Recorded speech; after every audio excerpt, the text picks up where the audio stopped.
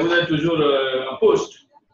On est en poste et pas seul. On a toute l'équipe de la diaspora qui est en poste et qui est très, très contente de vous avoir aujourd'hui. Nous savons que votre emploi du temps est assez plein et on est ravis que vous preniez le temps aujourd'hui d'essayer non seulement de nous donner un update où on en est, mais aussi et surtout pour rassurer, vous le disiez dernièrement, qu'il y a 3 camps. Il y a ceux qui sont convaincus, il y a ceux qui existent et ceux qui vont vers le pareil de Pascal. Je crois que c'est ceux du milieu-là qui veulent encore un peu un peu plus d'efforts pour les amener à voir vraiment la valeur, qui sont encore à cheval. Je crois qu'aujourd'hui, ils auront l'opportunité en fonction de ce que vous allez donner comme update. Encore une fois, merci beaucoup. Et je passe la parole au docteur Ndogmo qui est avec vous et qui a pris la peine d'être à Douala pour cet événement. Alors, Samuel, à toi. Oui, merci, docteur Bondlo. C'est un plaisir d'être ici au Cameroun en présence de monsieur le délégué, le docteur Fritz Tonnet, pour cette deuxième édition de cet entretien entre la commune urbaine de Douala et la diaspora. Alors, ce qui est intéressant aujourd'hui, c'est que la diaspora est vraiment dans ses démembrements pluriels et j'ai le privilège d'avoir physiquement, pour ceux qui sont sur vidéo, à côté de moi, le président de la diaspora du Royaume-Uni, et il se présentera tout à l'heure, M. Charmant Océan. Alors, en fait, ce qui se passe ce soir est une preuve supplémentaire qu'il existe un dialogue réel entre les autorités gouvernementales et la diaspora qui a réellement envie de contribuer au développement du Cameroun. Et cette opportunité du SMID, qui est concrète, qui est réelle, et on en discutera tout à l'heure, est une opportunité en or pour que cette diaspora puisse effectivement montrer qu'elle peut être un vecteur de développement. Je salue tous ceux qui ont pris leur temps, un bonjour ou bonsoir en fonction des fuseaux horaires que vous trouvez. J'espère qu'on aura un entretien riche avec le docteur Tonnet, que je remercie une fois de plus de prendre son temps pour pouvoir interagir avec nous et répondre aux nombreuses questions que nous pouvons avoir afin de nous pousser réellement à acheter les chairs, parce qu'il s'agit de ça, il s'agit d'être des acteurs pour ce projet qu'il décrira encore tout à l'heure. Alors, donc, je vais passer la parole à mon collègue de la diaspora du Royaume-Uni, M. Charmant Océan, pour son mot d'introduction, et après, on passera directement à M. le délégué. Merci. Les Anglais parlent anglais, c'est ça, non? Oui, he can speak English if he wants. You know. Oh, sorry, I misunderstood you. Yes, of course, it is me. That should be a problem. What I wanted to say is thank you, the government delegates for this session, for welcoming the diaspora today and taking my program. I was answering to a question a few months ago and said Cameroon will be built. But then we built all the children coming from within the country and the diaspora as well. I think the government delegates actually showcased what we are actually, what I said previously. So I think this exchange will be fruitful and that we can take this project to the next level. Thank you.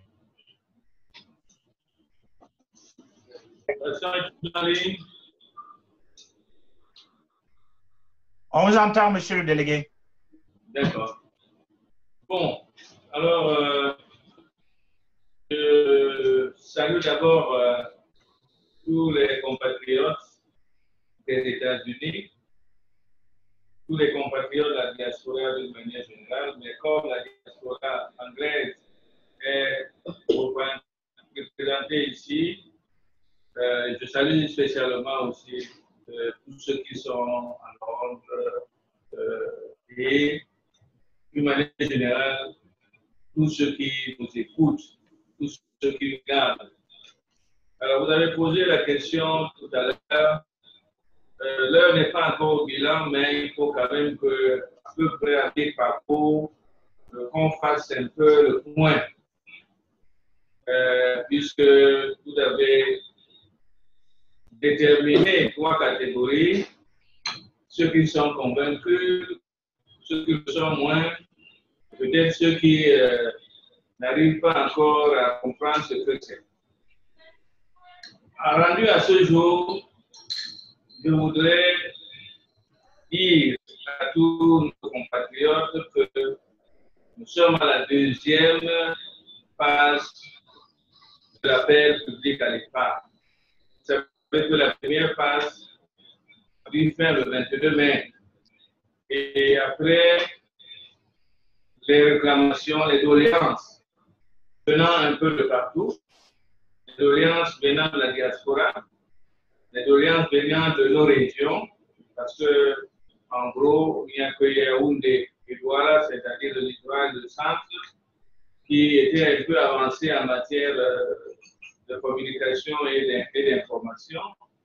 Nous avons eu des doléances des hommes d'affaires, du patronat, c'est-à-dire les doléances de ce que nous appelons les personnes morales, parce que pour souscrire, il faut passer par les conseils d'administration et la plupart des conseils d'administration qui doivent donner leur public siègent, ils ont lieu courant juin. C'est pour cela que nous avons soumis toutes ces doléances-là à la Commission des marchés financiers qui, le 23 mai, ont accepté de proroger cette période jusqu'au 5 juillet. C'est la dernière prorogation, la première et la dernière, il n'y en aura pas d'autres.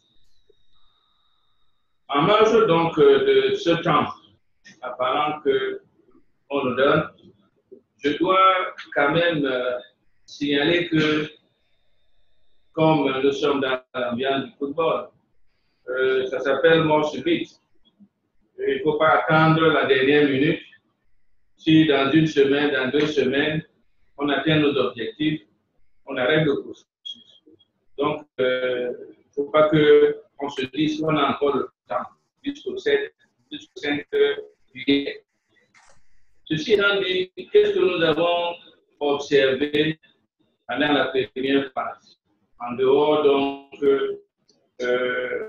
d'une plainte générale de communication, puisque les gens n'étaient pas encore suffisamment informés. Et pour cela, dans les jours qui suivent, à partir de mardi, une caravane va donc sillonner les régions ouest, sud-ouest, nord, extrême nord, le sud, et ceci jusqu'à pratiquement début du mois de juillet, si jamais on n'a pas atteint les objectifs. Pour vous donner quelques statistiques, nous avons déjà beaucoup de souscriptions qui viennent des États-Unis, des souscriptions qui viennent de l'Angleterre, de la France, bien entendu, de l'Afrique du Sud, de Belgique. Bref, la diaspora est déjà en train de se mobiliser. Mais la mobilisation reste encore un peu faible. Pour ce qui est des questions que nos compatriotes se posent, celles qui reviennent, c'est des problèmes de gouvernance, des problèmes de sécurité ou de sécurité du processus. Certains se disent, monsieur le délégué, vous êtes devant aujourd'hui, on sait que vous dépendez d'un décret. Alors, si demain ou après-demain, vous n'êtes que là, que deviendra la SMIL? Il y en a qui vont un peu plus loin en se disant qu'avec le processus de décentralisation en cours, il y a des rumeurs qui prouvent que les communautés urbaines peuvent ne plus exister. Bref, il y a beaucoup de questions qui se posent. Je voudrais d'entrée de jeu rassurer nos compatriotes que ni le délégué du gouvernement, ni la communauté urbaine, après cette phase de souscription, ne sera plus devant, puisque la communauté urbaine, comme vous, comme tout le reste, est actionnaire. Bon, un actionnaire un peu particulier parce que nous sommes promoteurs de l'association. On est donc actionnaire. Ce que je voudrais dire aussi, c'est que la SMIC est une société privée. C'est une société privée, une société anonyme qui est régie par les lois supranationales, OADA, qui a été mis en place à la lumière donc, de la réglementation en vigueur au Cameroun. Donc, ça sera une société privée. Dès qu'elle est créée, elle est une société privée comme Socapam, comme Cadex, une société privée, et où le secteur privé est majoritaire. Ce secteur privé a jusqu'à 67% de part dans ce capital. La partie publique, représentée par les collectivités territoriales décentralisées et les entreprises publiques, ne représentent que 33%. Il faut aussi se dire que la part du secteur privé a ceci de particulier que la société civile représente 47%. C'est-à-dire c'est la société des Camerounais. Nous n'avons pas souhaité que ce soit l'inverse, que ce soit les sociétés déjà établies qui ont des moyens qui vont encore bénéficier. Alors, Camerounais du nord, du sud, de l'est, de l'ouest, Camerounais de la diaspora, c'est votre société, elle est privée. Privée parce qu'elle sera dotée d'une assemblée générale, comme toutes les sociétés privées, d'un conseil d'administration. C'est une société légère, il n'y aura pas plus de 15 cadres. C'est une société qui fonctionnera selon le mode d'agrément d'experts de haut niveau. Ce n'est pas une banque. C'est une société qui va jouir d'une expertise technique, financière de haut niveau. Et par exemple, le directeur général de cette société, suivant les projets de statut, ce directeur est recruté à peine public à manifestation. Et c'est un appel international. Ce qui veut dire que c'est le profil de ce directeur général qui nous intéresse plus et non sa nationalité. Ça doit être une personne qui a un bon carnet d'adresse, une personne qui peut représenter valablement la société dans toutes les instances, quel que soit le lieu. Une personne qui a une compétence avérée, une personne qui est acceptée par tous, une personne qui inspire confiance. Je préfère m'arrêter là un petit peu pour vous dire que cette partie est très importante parce qu'on se connaît, nous les Camerounais. Demain ou après-demain, puisque nous lançons la semaine prochaine l'appel à manifestation pour recruter le cabinet RH qui va gérer ces problèmes de recrutement. Après donc cela, il y aura aussi donc un appel à manifestation qui sera diffusé un peu partout. Or, si les Camerounais ne lisent pas beaucoup et qu'au bout de ce processus, ce soit un Chinois, un Français, je ne sais pas, un Vietnamien, un Sud-Africain, un Gabonais, qui soit directeur général de la SMIC, ça serait que, hey, voici donc ce qu'on fait au Cameroun. Hein? Ça veut dire que les Camerounais n'ont pas des gens qui ont appris, qui ont des diplômes. Vraiment, je sais que vous allez faire le relais. Notre souhait est que ce soit un Camerounais, mais un Camerounais qui sera issu donc de cette compétition internationale. Les autres hauts responsables seront aussi Camerounais, mais recrutés par le même processus. Donc, Gaston, si tu as ton frère qui a le master, qui a ceci, qui va dire que tu connais le docteur, tu vas faire la magouille, ça n'existe pas. Il va aller faire le concours. Hein? Il va aller faire le concours. Ce n'est pas que je connais tel ministre, je connais tel, ceci. Donc, les dispositions sont prises et la Commission des marchés financiers qui veille au bien va veiller que ça soit fait ainsi.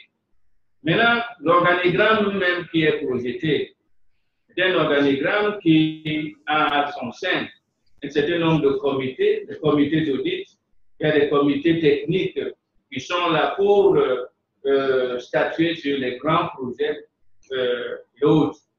Bref, on n'en est pas encore là,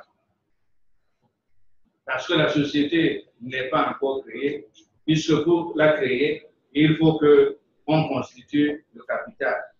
Le moment venu, donc, on entrera dans les explications de comment la société fonctionne, comment vous qui êtes là-bas, vous pouvez amener vos projets, comment les financements peuvent arriver. Voilà. Une autre préoccupation des Camerounais, tous ceux qui ne sont pas à Douala, ils se posent des questions, mais à quoi ça nous concerne les choses de la communauté urbaine de Douala? Hein? Peut-être que le délégué n'arrive plus à ramasser des produits, il a des problèmes d'argent, il veut donc qu'on cotise maintenant pour que on ramasse les produits. Là aussi, il en est. Et si les ordures sont une préoccupation de nous, sachez qu'à travers cette communauté, nous irons donc plus loin pour mettre en place des mécanismes, des structures qui feront donc des ordures des sources de financement parce que les ordures seront bien traitées. Et pour aller au traitement, il faut bien mettre les appareils, les équipements sur place. Pour mettre les équipements sur place, il faut les financer à coût de milliards. Comme ça, le moment venu, nous ne serons plus très tributaires des aléas du trésor public. Nous pourrons être capables de résoudre les problèmes comme toutes les grandes villes de la planète. Donc, mes compatriotes doivent comprendre que la communauté urbaine en tant qu'institution, ce n'est pas elle qui est concernée. Certainement que la communauté urbaine sera l'un des grands clients de la SMIC, puisque tous nos projets générateurs de revenus seront mieux managés dans une structure qui donne une certaine confiance, une certaine sécurité. Et je parle maintenant en tant que premier magistrat de la ville. C'est une société de la ville de Douala. C'est une société de la capitale économique. Et qui dit capitale économique, c'est un label national. Tout le monde aime Douala. Yaoundé, c'est la capitale politique. Il est donc nécessaire qu'après une première phase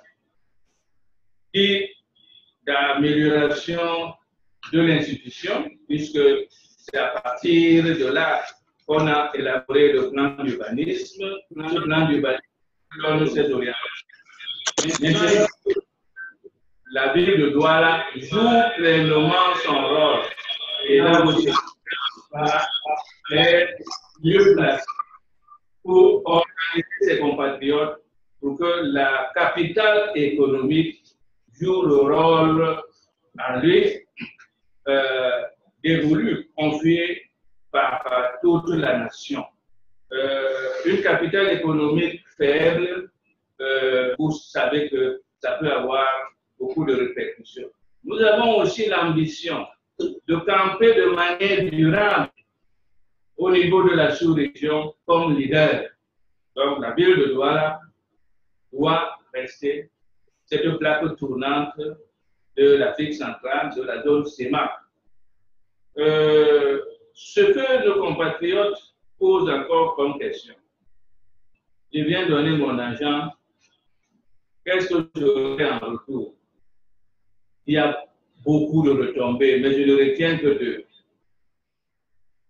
Le premier retour, c'est que nous allons assurer la mise en œuvre de tout ce qui est prévu dans le plan directeur d'urbanisme et les plans d'occupation du sol pour que la ville de Douala soit vivable, soit agréable, soit profitable pour tous les Camerounais et surtout pour tous ceux qui arrivent ici. Je ne sais pas quel Camerounais n'aime pas Douala. Rien que parce que Douala se développe, Douala devient Douala Menguer, c'est le plaisir qu'on ne peut pas évaluer de manière numéraire. Le deuxième gain, c'est que ce n'est pas un cadeau qu'on est en train de faire à la ville. C'est un placement. Et vous placez votre argent dans un dispositif qui est censé mettre en exergue son patrimoine, c'est-à-dire le patrimoine, l'actif de la ville de Douala. En termes donc de budget, en termes de ressources, c'est une société qui va enrôler les projets dont les coûts sont doublement, triplement supérieurs au budget de la communauté urbaine de Douala. C'est des milliards. Je prends l'exemple du fonds structuré, c'est des milliards. Si nous mettons en place le centre international de conférence qui coûte 15 milliards, il y a plein de projets qui sont déjà en embuscade pour attendre cet avènement de la SMIC. Toute personne qui place son argent, au moment de la distribution des dividendes, vous aurez cette restitution avec des conditions qui sont supérieures à un placement d'une caisse d'épargne normale. Je voudrais aussi dire que si vous suivez l'actualité, c'est en décembre dernier que les chefs d'État de la sous-région CEMAC ont pris un certain nombre de résolutions fortes au Tchad, notamment de fusionner la bourse de Libreville et la bourse de Douala. Ça veut donc dire que la sous-région va amplifier et va entrer de plein droit dans les marchés financiers. Et vous savez que c'est un domaine assez complexe qui est déjà vulgarisé ailleurs, aux États-Unis, à la bourse de Londres, de New York, à la bourse de Paris, à la bourse de Londres. Alors, nous, ici au Cameroun, quand on voit ces choses-là à la télé, on croit que ce sont des fous. Ils sont à côté des ordinateurs qui voient comment l'argent. Chacun qui a placé son argent quelque part sera attentif à l'évolution des marchés financiers. Parce que si tout se passe bien, la SMID pourra être cotée à la bourse. Bon, bref, on verra. Donc, c'est aussi une démarche pédagogique qui fait en sorte que, au lieu de garder l'argent dans les chambres, dans les sacs, vous passez votre argent, vous restez. Et chaque fois que vous voyez les tendances, comme on dit ici, vous pouvez vous-même calculer ce que vous allez voir sur ça, comme on dit ici. Donc, au fait,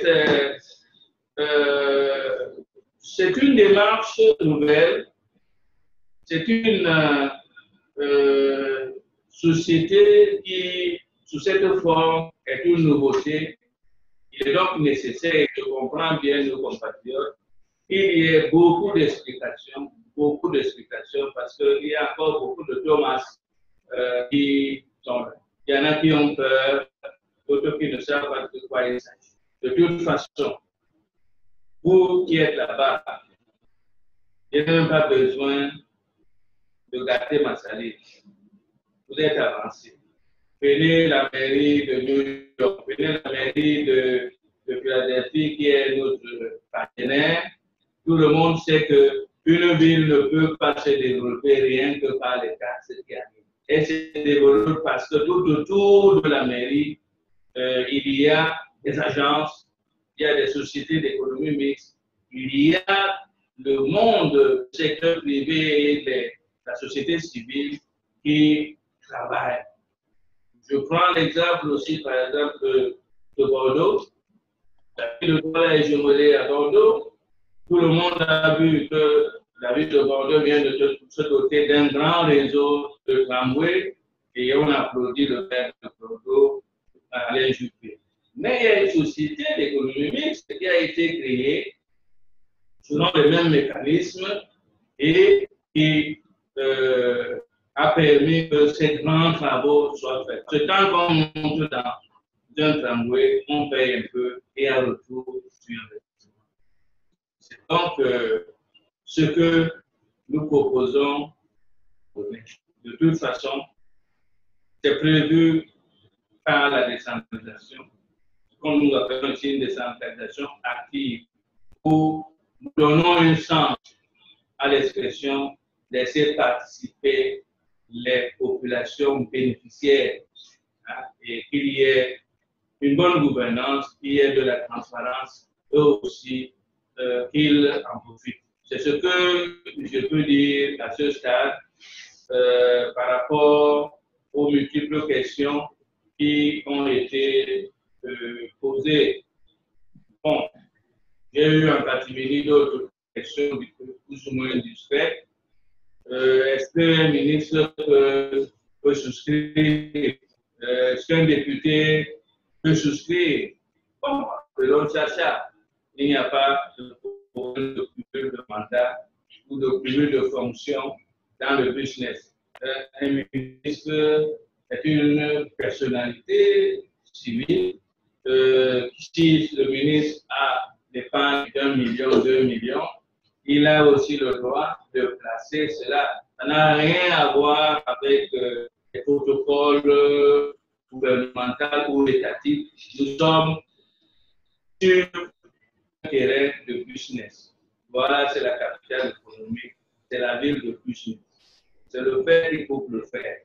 Si nous laissons le terrain à tout le reste, alors c'est les autres qui vont profiter. C'est le point global de la situation actuellement. Certainement qu'il y a encore d'autres problèmes et d'autres appréhensions du côté des États-Unis, du Canada, tout cela. Je ne voudrais pas monopoliser le réseau. Il faut qu'on laisse la place aux questions s'il y a bien d'autres préoccupations. Merci, monsieur le délégué. Je crois que ça a été. Vous avez touché 2 points principaux sur lesquels la plupart de nos compatriotes reviennent. Premièrement, la gouvernance et deuxièmement aussi les retours et qu'est-ce que c'est que le SMID et quel est le futur. Cependant, j'aimerais poser une question. Vous avez dit tantôt qu'on a jusqu'au juillet. Évidemment, les gens se posent la question. On sait qu'on tend à être là. On est à peu près déjà à combien?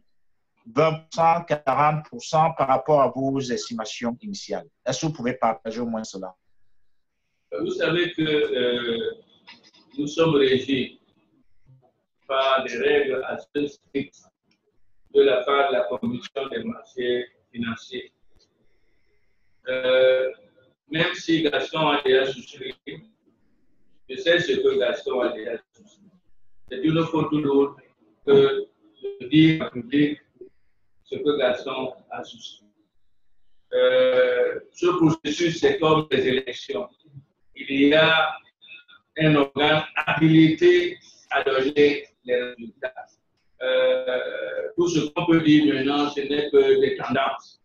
Mais dire que nous avons déjà 1 milliard, 2 milliards, 5 milliards, c'est une faute de ma part et on risque de nous retirer le visa parce que tout ce que nous faisons, la Commission des marchés financiers surveille.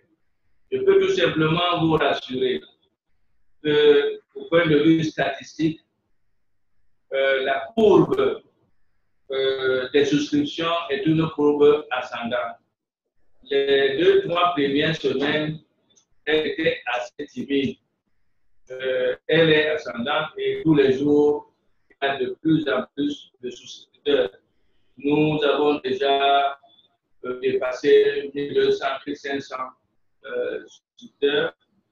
Je sais que dans la catégorie personnes morales, il y a des associations qui sont en train de comprendre et qui souscrivent. Dans la catégorie personnes physiques, il faut avouer que c'est dans cette catégorie, puisque les personnes physiques, c'est dans cette catégorie qu'il faut qu'on fasse encore beaucoup d'efforts. Il y a déjà beaucoup de souscriptions, mais c'est là où il y a la plus grande partie, 4 milliards 700 millions de francs. C'est cette catégorie qui a 47%. Je voudrais donc dire que la société civile n'est pas le bébé, qu'on dit là. Voici l'occasion qu'on vous donne de participer au développement de la ville de Douala. Parce que, au sein de la société que nous faisons ensemble, vous pensez que nous pouvons être si imprudents de soutenir un processus où tous les Camerounais nous regardent? L'argent de la diaspora est là, l'argent des Camerounais de Garoua est là, l'argent des Camerounais de Foucault est là. C'est ça qui constitue le socle de cette démarche. C'est un instrument de tous les Camerounais. M. Tonel n'a pas le droit de s'amuser. Personne d'autre n'a le droit de s'amuser. Nous avons pris toutes les dispositions pour que ça aide le fonctionnement du secteur privé comme vous le voulez. Donc, n'hésitez plus. Il faut qu'on souscrive. Bien entendu, le Camerounais étant toujours sceptique, va se dire, bon, j'attends, je regarde, mais il pourrait être tard. Donc, il faut souscrire. Je rappelle les taux de souscription. L'action, c'est 10 000, il faut un minimum de 15 actions, c'est-à-dire 150 000 francs CFA. Il faut convertir là-bas en dollars américains. Ceux qui nous suivent au Canada, dollars canadiens, ceux qui nous suivent au Royaume-Uni, en livres sterling, ceux qui sont pour convertir. Et je pense que entre le CFA et le dollar, il n'y a pas mal. Donc pour vous, c'est vraiment l'argent du petit déjeuner là-bas. Il faut donc supprimer un petit déjeuner et souscrire massivement. Comment souscrire? Puisque les compatriotes ont eu aussi des difficultés à matérialiser cet acte-là, surtout pour de la diaspora. Il est difficile pour certains de procéder à un virement. Sinon, à travers le site Internet que vous connaissez, vous avez l'adresse www.smith-ape.cl. Vous pouvez voir les modalités de souscription et le RIB, c'est-à-dire le relevé d'entrée bancaire pour procéder au virement.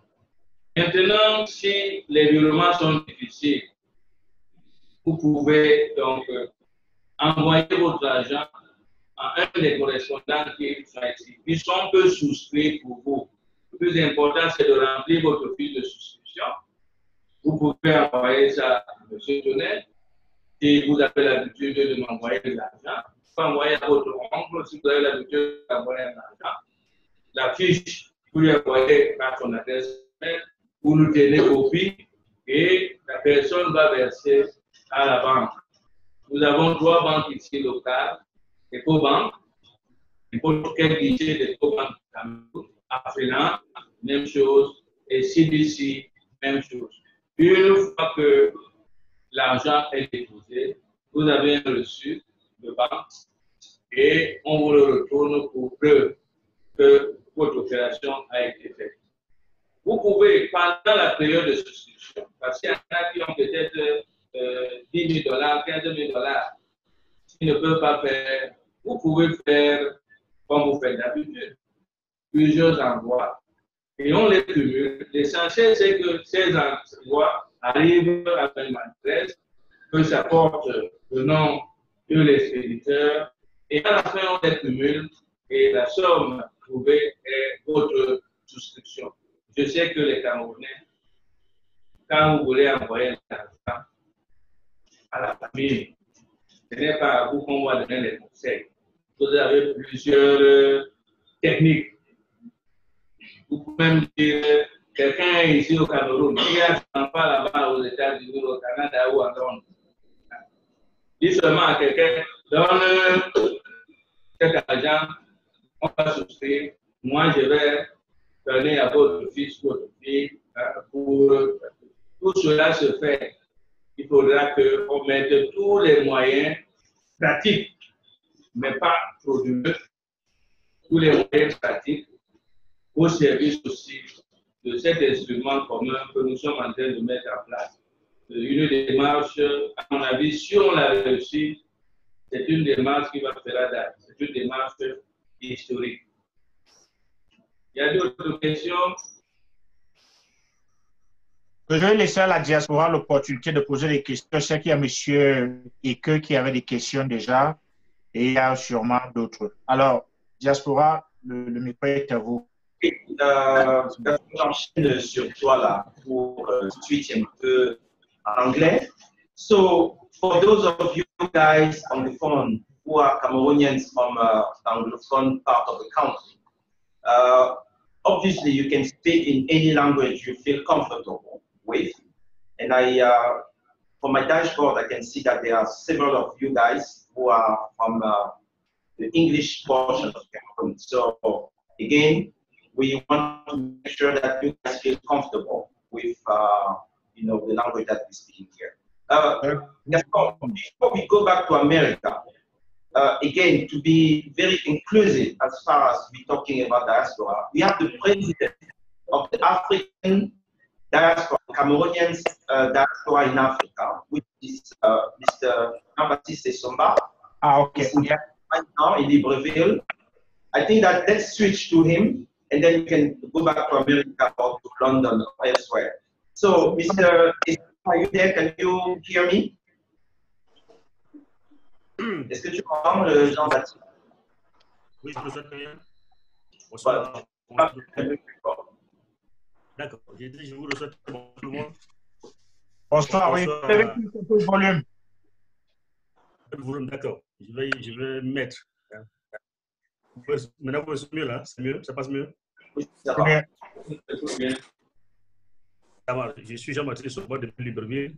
Je voudrais dire un grand bonsoir à l'autorité de la ville de Douala, au premier citoyen de la ville de Douala. Un grand bonsoir. Et remercier nos frères diaspora, notamment Samuel, qui n'oublie jamais la diaspora africaine dans les événements importants du monde. Dire bonsoir qui est sur le plateau. J'ai suivi avec une attention particulière l'intervention de notre frère. Vous me laissez bien là? Oui. J'ai suivi avec une attention particulière l'intervention de M. Toné pour le projet SMID. C'est la deuxième fois que j'assiste à cette conférence et je suis vraiment content d'y participer. Pour nous, la diaspora africaine, nous sommes partants. Ce projet, c'est l'occasion que la ville à côté donne de montrer que nous sommes Camerounais vivant à l'étranger. Nous sommes en train de nous organiser pour commencer l'Afrique du Sud pour souscrire heureusement en CFA, parce que nous sommes en CFA, pour ceux qui sont en CFA, pour souscrire à ce grand projet auquel nous croyons. Je voulais rassurer le monsieur délégué que nous croyons en ce projet. Parce que nous avons tourné toutes les pages, nous avons revu et regardé, nous y croyons. Pour ce parce que nous avons été suffisamment édifiés la dernière fois sur un certain nombre de questions. Là où il y a encore le doute, M. le délégué vient de lever ces équivoques-là. C'est pourquoi je veux dire ici, au nom de la diaspora africaine, que nous ne voulons pas être en marche. C'est toi qui démarre. C'est toi qui démarre, la diaspora, et qui va être lancé, qui est lancé par la compagnie de Douala. Donc, merci encore, M. le délégué. Nous sommes avec vous et nous allons faire tout ce que nous pouvons pour prendre nos passions. Nous allons pour vous accompagner dans ce challenge et qu'on va développer la vie de Douala. Merci. Merci Jean-Baptiste. Saluer tous nos compatriotes du Gabon. Avant que je donne la parole à Gaston et à tous les valeureux représentants de la diaspora américaine et londonienne, je voudrais vous parler très rapidement d'un autre dispositif dans ce genre de processus. Tout à l'heure, j'ai parlé de la Commission des marchés financiers, qui est le gendarme de l'État et qui vérifie que tout se passe très bien. Vous vous en doutez, il faut, pour monter ce genre de dossier, bénéficier d'une expertise de ceux qui sont allés à l'école, de ceux qui sont établis. Pour le faire, on appelle cela les prestataires de services d'investissement. Sachez donc que la communauté urbaine de Douala, ou alors la SMIC, bénéficie donc de l'expertise de EDC Corporation, et la branche financière spécialisée en la matière, comme tout le monde connaît. Comme leurs responsables suivent cette vidéoconférence, je voudrais qu'on leur donne un petit espace, puisque quand il faut parler technique, de leur petit espace pour ajouter quelques éléments certainement techniques dans la compréhension des uns et des autres. Mais je veux dire d'emblée que rien que leur présence doit être un élément de crédibilisation et de confiance. Si Madame Cour est connectée, avec votre permission, on lui passe la parole. Oui. Elle est connectée, oui. Je crois qu'elle doit juste enlever le mute sur ton téléphone. Bonjour, bonjour à tous. Vous m'entendez? On vous entend. Ok, bonjour, monsieur le délégué. Je me présente, je suis Noël Kouo, je suis responsable de DC Investment Corporation, la banque d'investissement du groupe EcoBank. Nous avons été recrutés par la CUD pour agir en qualité de conseiller financier et de chef de file dans la conduite de l'opération d'appel public à l'épargne de la CIMID. Je voudrais vous demander la permission de reprendre le micro dans une quinzaine de minutes, le temps pour moi d'arriver à destination parce que je suis au volant. D'accord. Très bien. D'accord. Quand la permission est accordée, et Gaston, comme c'est vous qui coordonnez, on vous remet l'antenne, parce que c'est seulement qu'il y a d'autres compatriotes qui veulent prendre la parole. Oui, c'est ouvert. Posez les questions, ceux qui ont des questions. Oui, bonjour. Bonjour, monsieur le délégué. C'est monsieur Eke. Vous m'entendez? Et je vous entends et je vous vois, 5 sur 5. Excellent, excellent. Je vous ai envoyé une opinion récemment. Je sais que vous l'avez reçue par rapport à ce projet. Oui. Je suis en fait un expert en évaluation d'entreprise. Je suis propriétaire d'une entreprise qui s'appelle The Washington Valuation Group. Nous faisons une évaluation d'entreprise pour des fins d'achat, d'investissement, de vente, de divorce, de séparation de partenaires, par exemple. Et je suis également dans le conseil d'administration d'une entité de financement ici, d'un investment fund dans la région de Maryland ici, où nous avons l'opportunité, jeudi dernier par exemple, d'aller inaugurer un immeuble qui a été financé en partie par ce fonds d'investissement. Juste pour dire que c'est une très bonne idée de pouvoir en avoir également au niveau du Cameroun et particulièrement à Douala. Et il serait même opportun d'en avoir plus, parce que je crois que ce sont les outils techniques qui permettent de pouvoir faire avancer un pays aujourd'hui, à l'heure de la technologie dans laquelle nous vivons. Néanmoins, j'ai eu l'opportunité de faire le tour des documents que vous avez soumis et que vous avez publiés. Et j'avais des petites questions sur le plan du fond, peut-être pas des questions sensibles, mais juste beaucoup plus pour l'information des investisseurs. Je suis content que Madame Joël, c'est Noël, je suppose, est en ligne et ça nous permettra peut-être d'apporter un petit peu d'éclaircissement. Une fois de plus, d'ailleurs, je vous ai déjà dit, je suis pour ce projet. Mais il faut que les investisseurs sachent exactement quels sont les risques inhérents à ce type de projet. Alors, en général, il y a ce qu'on appelle le coût du capital. C'est-à-dire que vous avez certainement eu à voir ce qu'on appelle le coût du capital qui est estimé à 12%, 12,68%, qui est en fait un indicateur de tous les risques inhérents au projet, risques externes, c'est-à-dire l'environnement économique au Cameroun, l'environnement économique à Douala, et les risques liés à l'industrie dans laquelle la structure fonctionne.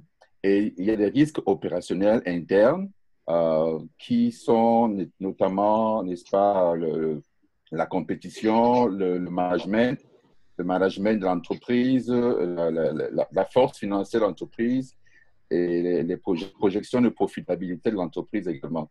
Alors, tous ces risques sont concentrés dans ce qu'on appelle cost of capital, c'est-à-dire le coût du capital. Et donc, ce coût du capital est très important pour les investisseurs parce que ce coût du capital détermine, n'est-ce pas, si l'investissement vaut la peine. Voilà, donc, alors, je ne vais pas entrer trop dans le technique ici parce que c'est complexe, mais il y a 5 facteurs que nous tenons en compte lorsque nous déterminons le coût du capital. Et ça, c'est des choses que j'ai fait de façon régulière dans le cadre de mon activité. Et j'ai regardé au niveau du Cameroun et il y a des éléments qui m'ont un peu rendu perplexe et j'aimerais pouvoir avoir une opportunité d'avoir une réponse parce que le coût du capital est important. Je vais prendre un petit exemple.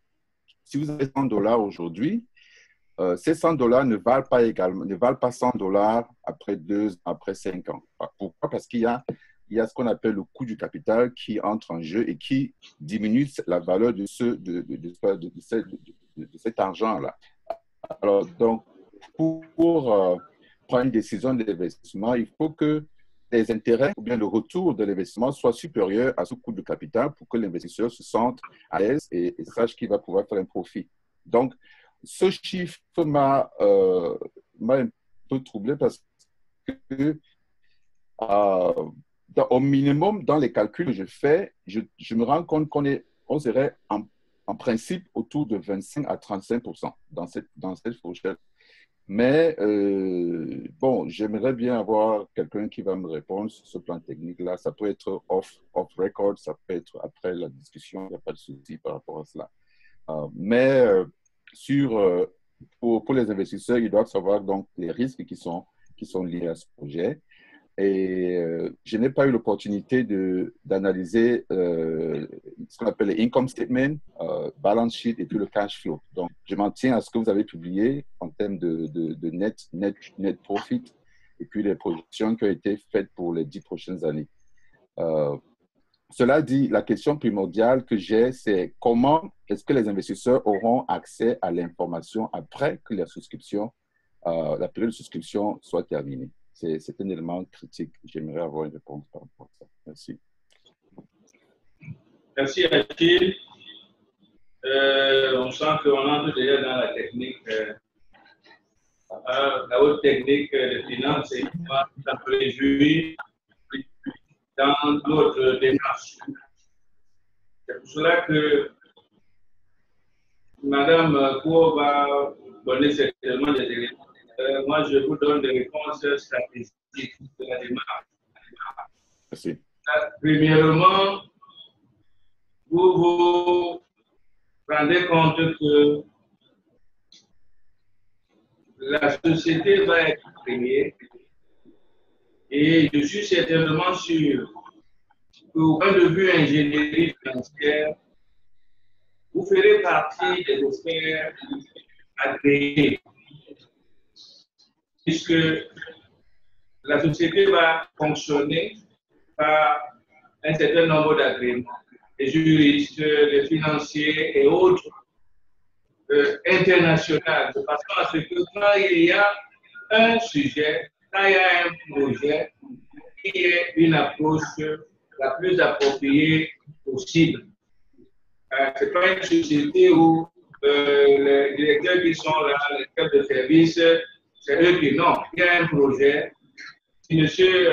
Achille a été retenu comme expert financier, agréé, il y a un numéro dans la ville de Douala à la CIVI, et on sait qu'il a des connaissances pointues dans telle chose, ça peut se faire.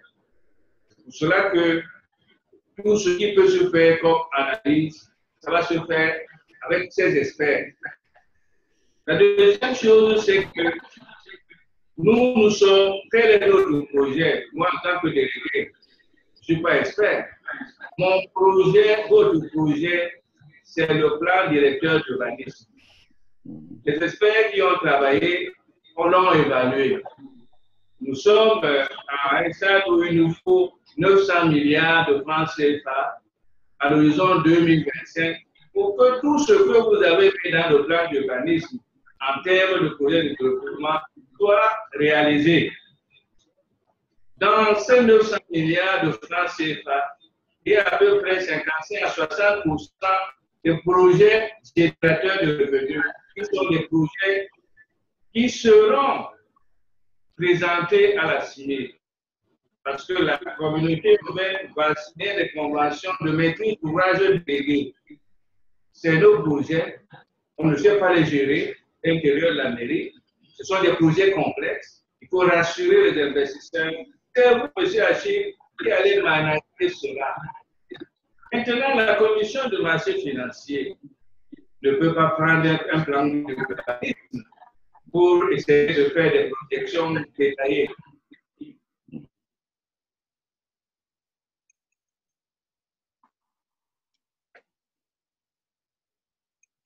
Nous avons perdu le son du délégué. Oui, c'est bizarre, le son est parti. Oui. Le document que vous êtes en train de lire, toutes les projections sont rapportées à ces trois projets pour vous donner une idée de ce que ça peut faire. Mais voilà 50 projets, beaucoup de projets qui feront donc l'objet de l'État. J'ai dit aussi que la société, on va lui assigner trois directions. Le premier produit, c'est les projets structurants. Les projets structurants. Et chaque produit doit soutenir une préoccupation, c'est un axe de développement de la ville de Douala. Le premier axe de développement de la ville de Douala, c'est permettre l'accès du plus grand nombre à l'emploi, réduire la pauvreté et autres. On ne peut le faire que si on met en place beaucoup de projets structurants qui sont capables d'absorber les jeunes autres. Le deuxième produit, c'est la promotion immobilière. Cette promotion immobilière s'adresse particulièrement à la classe moyenne. Parce que la classe supérieure, vous savez que nous avons déjà un grand projet de 900 logements au standing à Bonapriso. Et nous avons donné la maîtrise d'ouvrage à la SAD, parce que c'est costaud, ça ne peut pas se manager à l'intérieur de la mairie. Ça va permettre à nos compatriotes, jeunes cadres, d'avoir accès au logement. La SMID ne s'occupe pas de la classe inférieure, de ce qu'on appelle les logements sociaux. C'est l'affaire de l'État. On n'amène pas le logement social de justice. Qu'est-ce qui sous-tend cela? Notre volonté de développer la ville en hauteur. Donc, il doit avoir des immeubles, des villas qui doivent être rasés. Pour profit des immeubles, il faut aller en hauteur parce que le développement étalé d'une ville coûte cher et a beaucoup de conséquences. Le troisième produit, c'est l'économie numérique. Parce que si Douala n'est pas utilisé, alors ça sera une très grande avec. Dans cette digitalisation, l'accent sera mis en particulier sur les jeunes start-up qui ont des idées, qui ont des petits projets, mais qui ne peuvent pas avoir accès au financement, ou alors accès à une bonne ingénierie financière qui va les accompagner. Nous allons donc prendre ces jeunes. On n'est pas une institution bancaire. Je pense qu'une caution d'une ville à travers une société de ce genre va permettre à une banque, à n'importe quelle institution financière d'accompagner. Mais la SMIC se donnera aussi des moyens de suivi. Ce n'est pas possible, quand vous avez un concours après à travers la ville, on vous donne l'argent, vous allez faire pas ça. Bon, donc, au fait, c'est ça la philosophie qui nous. Le délégué gouvernement n'a pas d'inquiétude. Il voulait seulement sécuriser un certain nombre de procédures qui se font mieux. Le délégué gouvernement sait que le Cameroun regorge de beaucoup d'expertise que vous êtes. Vous allez exercer votre expertise là. Et ce n'est pas la première société d'économie. Nous sommes en train de terminer les plans de secteur.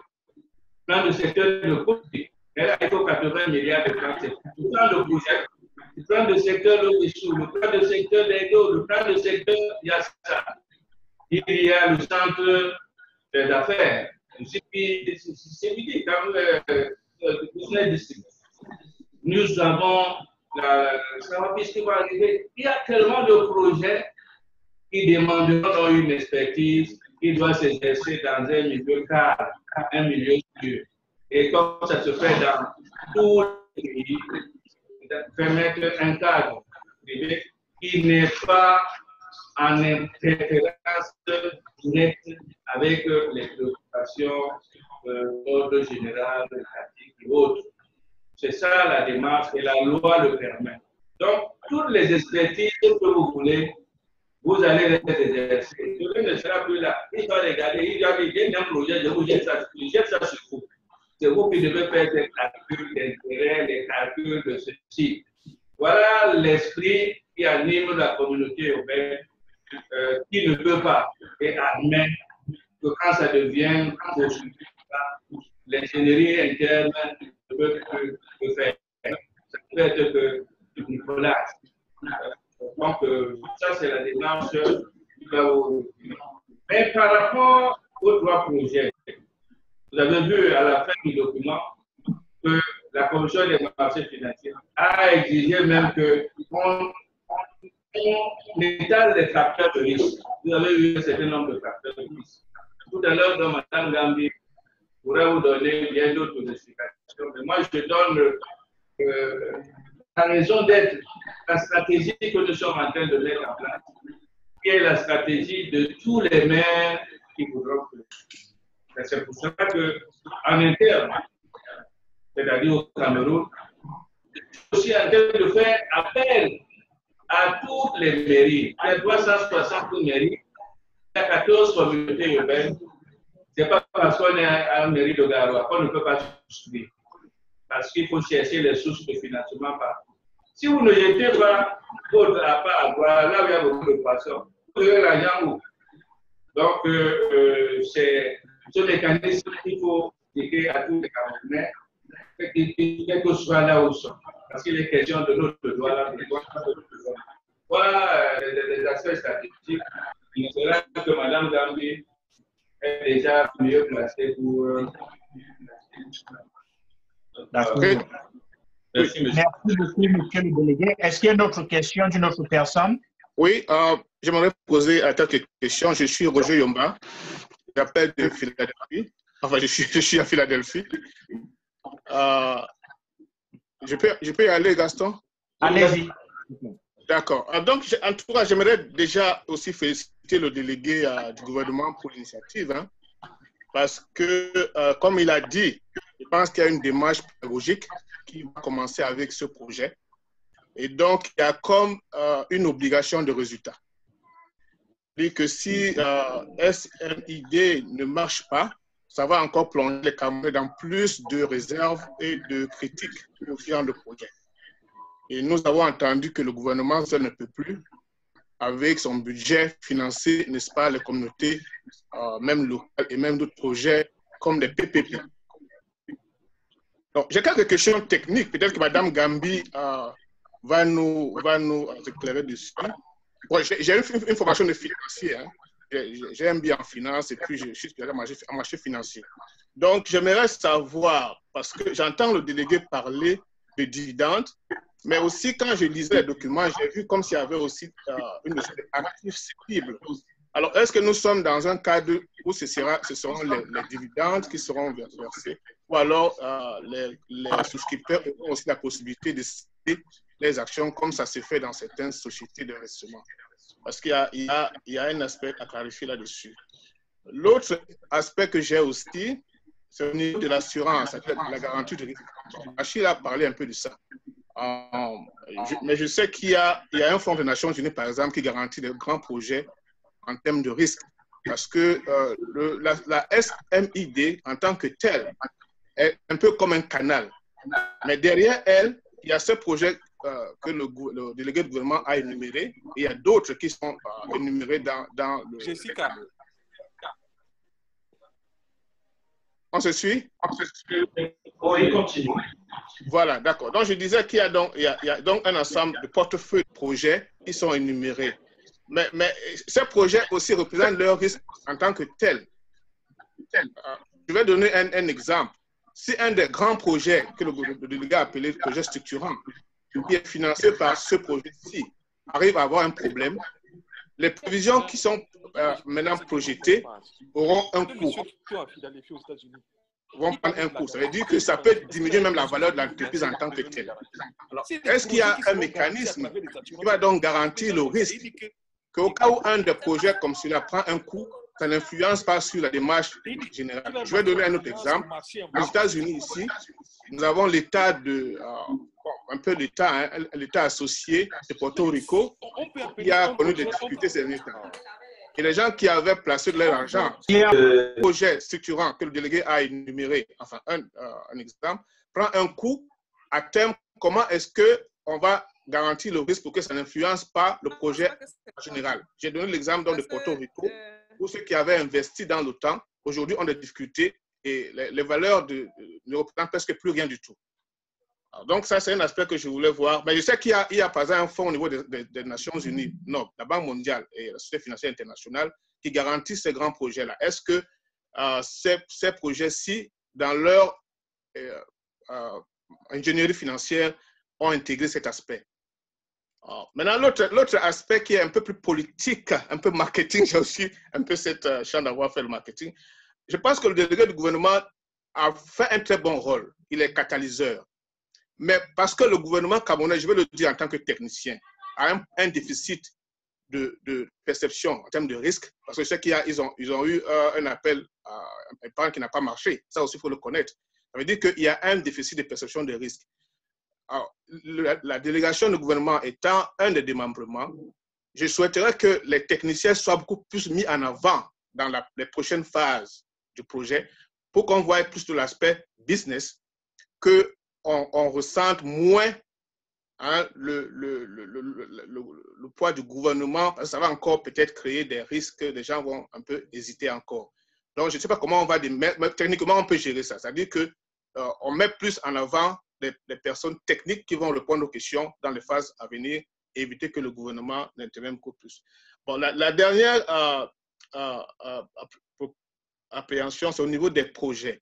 Alors, est-ce que ce seront des projets simplement en termes de partenariat public-privé qui vont donc nécessiter des apports de ce fonds-ci, ou alors même des projets des entreprises privées qui ont un taux certain de rendement pourront aussi bénéficier des financements de SMID terme. Donc, ça, c'est dans une vision globale. Voilà un peu les préoccupations que j'avais. Mais je peux revenir dessus si Mme Gambi, par exemple, aimerait comprendre davantage ce que j'ai posé comme question. Merci. Okay.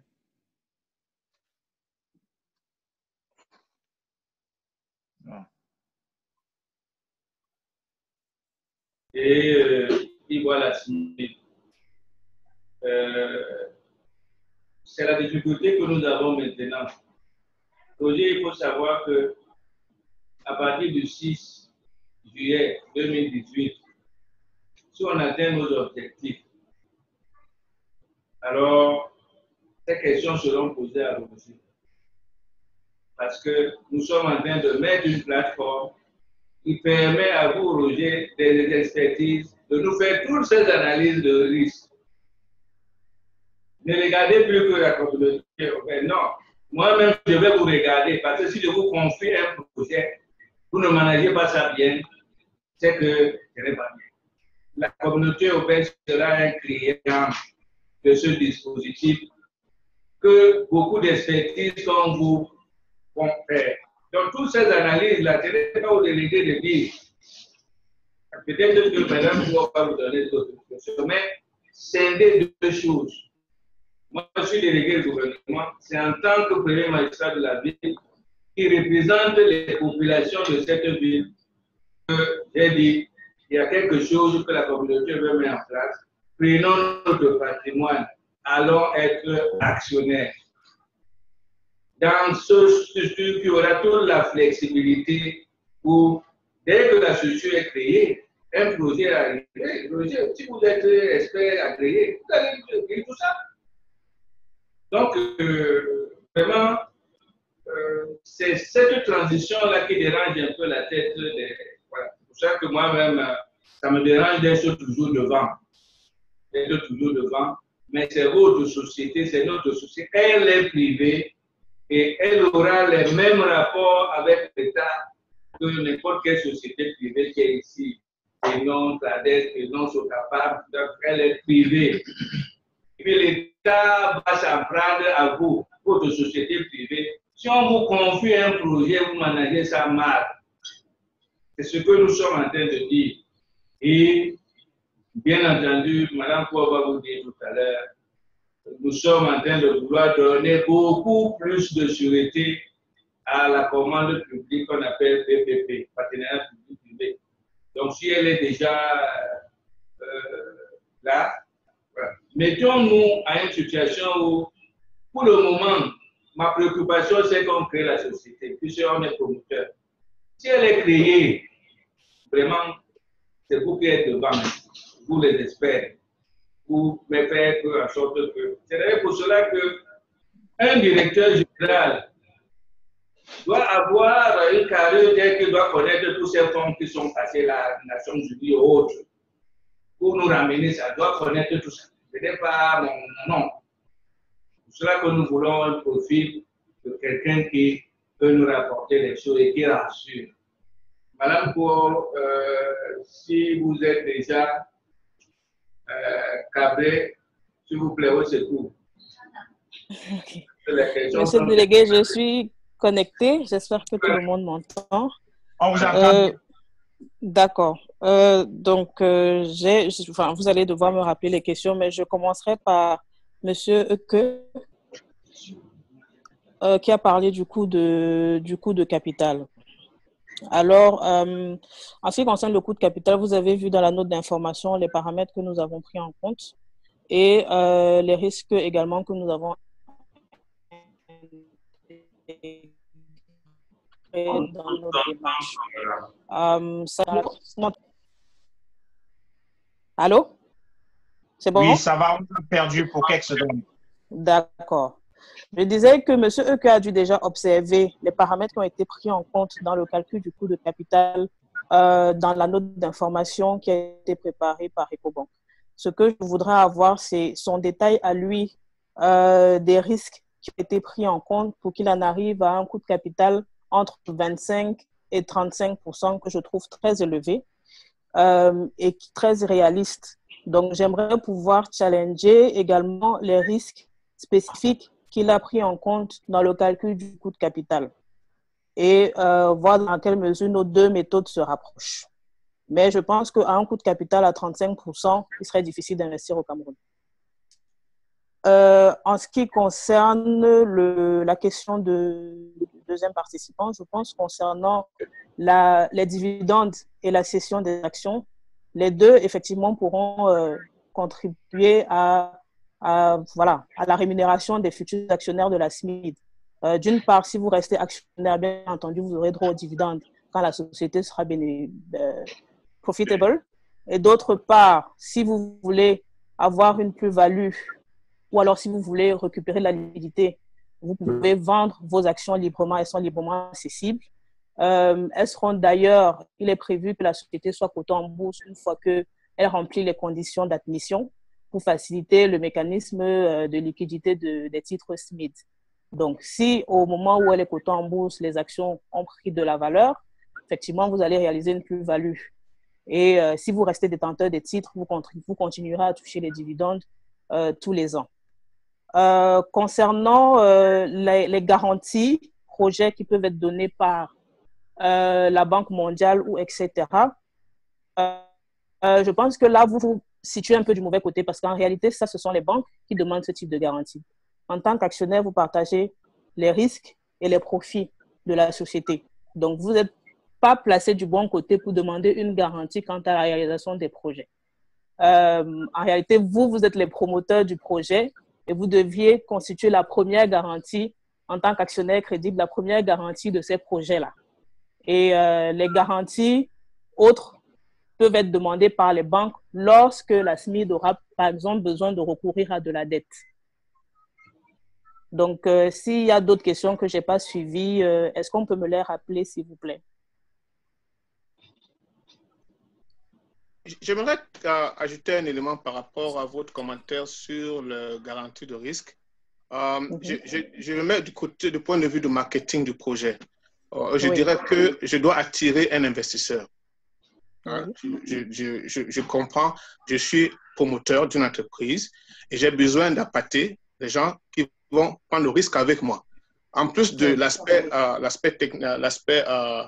coût du capital, donc Achille a parlé tout à l'heure et dans lequel vous avez commenté, il y a l'aspect que j'ai mis mon argent dans ce contexte et je sais que quelle que soit la situation, même si la valeur de l'entreprise arriverait à changer dans les 5 ans à venir, il y a une structure qui, pour ce grand projet, assure un backup en termes de peut-être 25%. Ça veut dire que même si je perds 75%, mais j'aurai au moins 25% de la valeur de l'entreprise existante. On parle de l'aspect technique, là. On pourra en parler peut-être en off que l'ensemble de tout le monde.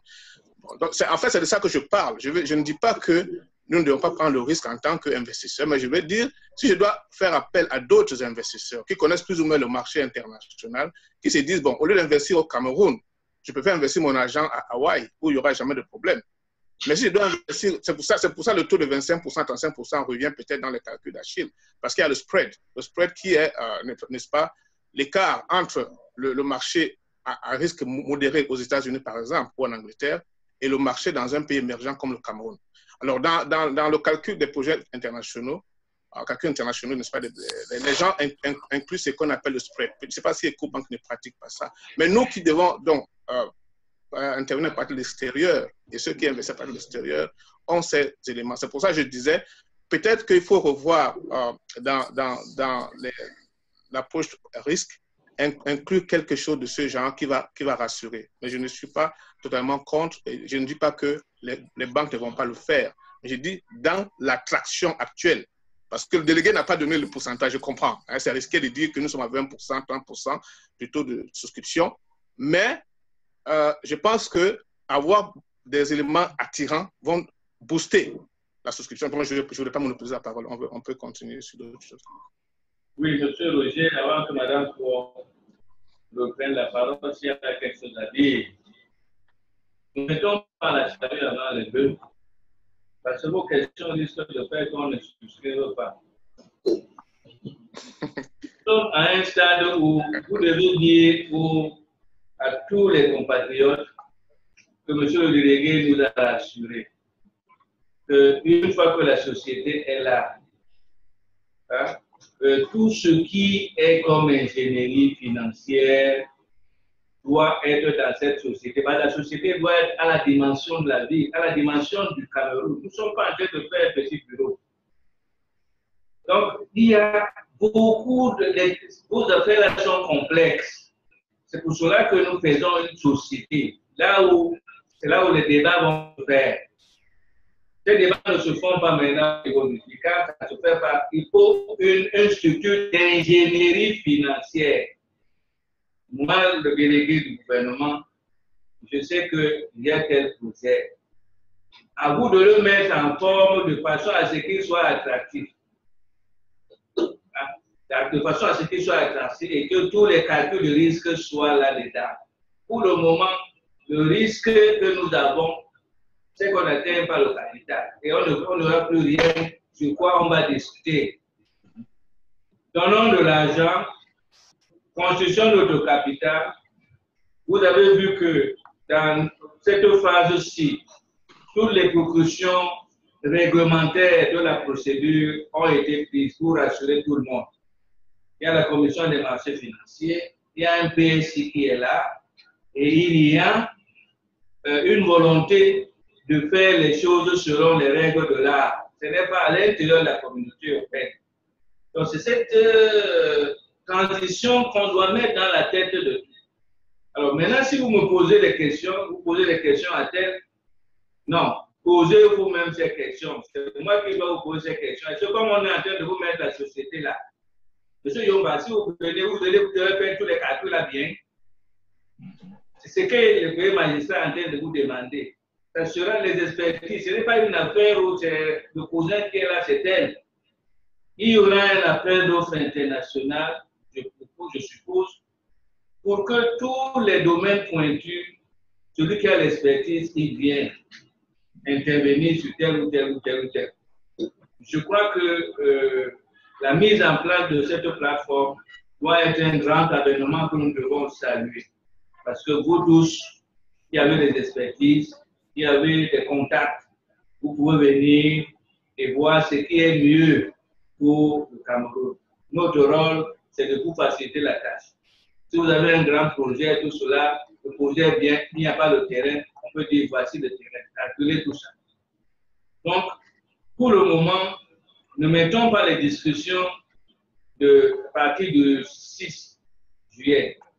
Parce qu'à partir du 6 juillet, nous avons déjà la société. Là, il y aura des questions. Comment est l'organigramme? Comment ça va se passer? On va pas à pas. Pour le moment, si l'idée est acceptée, mettons notre argent. Et les discussions sont prises. Si le 6, l'idée n'est pas acceptée, l'adhère d'argent contre ces questions, on vous remet ça. Donc, vous ne pouvez pas avoir toutes les réponses aux questions techniques. Parce que ce qu'on met en place, c'est justement pour apporter toutes les réponses complexes aux problèmes techniques que la ville a maintenant, aux problèmes techniques que notre dispositif de gouvernance a maintenant. Vous vouliez qu'on vous laisse les plateformes là où vous devez vous exprimer.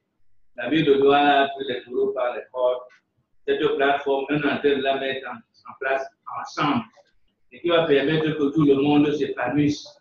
Et si cette plateforme échoue, alors qu'on a ouvert la porte à tout le monde pour donner ce couverture, ça veut dire qu'on a seulement le bébé. On ne peut pas faire. Ce que moi je peux dire.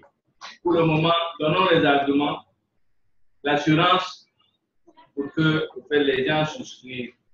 Vous devez prendre des engagements que vous veillerez pour qu'il y ait des experts, pour que les choses se passent comme. Voilà. Vous n'aurez pas eu d'interférence de délégué qui vient courrier le directeur général. Il est directeur général d'une société privée, le délégué ne le commande pas. Mais s'il ne se comporte pas bien par rapport aux règles de la République, l'État va le faire bien. Donc c'est ça, c'est ça. Donc ne confondez pas la SMIC à la CUD. La CUD, c'est une mairie. La SMIC, c'est une société privée.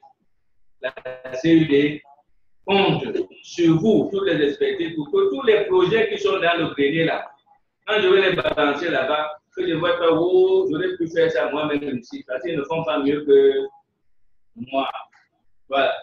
À la fois, si vous avez d'autres questions, vous pouvez aller avant qu'on passe la parole à Gaston qui nous parle. Donc, nous pouvons continuer. Je pourrais éventuellement répondre aux questions en one-to-one pour ce qui est technique. Je vais rassurer le délégué. Hein. Je m'excuse, Gaston. D'abord, j'ai oublié de vous remercier pour avoir permis que nous soyons dans la plateforme.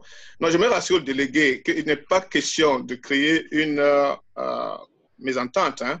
Mais quand vous prenez dans la plaquette, vous allez voir que dans le 1.8, on a parlé des risques liés à la SMID. En fait, c'est pour ça que j'ai posé ces questions, parce que c'est une plaquette, ça veut dire que c'est un instrument de promotion. Et que dans cette partie-là, on ne voit pas assez certains éléments qui peuvent rassurer les éventuels souscripteurs. Nous sommes dans la démarche de réussite. C'est pour ça que j'ai dit, votre initiative est très bonne, je l'ai même saluée. Mais je dis aussi, vous avez, n'est-ce pas, ou nous avons, si vous voulez, l'obligation de résultats.